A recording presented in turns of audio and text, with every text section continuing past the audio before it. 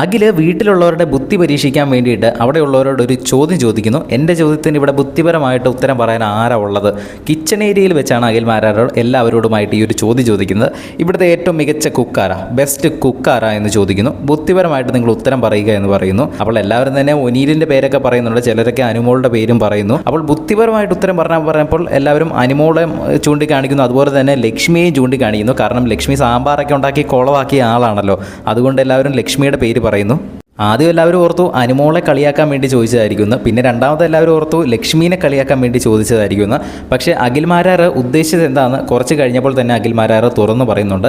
അതായത് കുക്ക് ചെയ്യുക എന്ന് പറഞ്ഞാൽ ഇപ്പോൾ ഒരു ജെൻസി വേർഡാണ്. അഖിൽ മാരാർ ബിഗ് ബോസ് വീട്ടിൽ വന്നിട്ട് ഏറ്റവും മികച്ച കുക്കാര് എന്ന ചോദ്യത്തിന് എന്താണ് ഉദ്ദേശിച്ചത് എന്ന് വെച്ചാൽ അവിടെ ഏറ്റവും മികച്ച രീതിയിൽ കണ്ടന്റ് കൊടുക്കുന്നത് ആരാണ് എന്നാണ് അഖിൽ മാരാർ ഉദ്ദേശിച്ചത്. കുക്ക് ചെയ്യുക എന്ന് പറഞ്ഞാൽ സ്വാഭാവികമായിട്ടും എന്തെങ്കിലും ഭക്ഷണ പദാർത്ഥം ഉണ്ടാക്കുക എന്നൊരു അർത്ഥമാണല്ലോ നേരെ വരുന്നത്.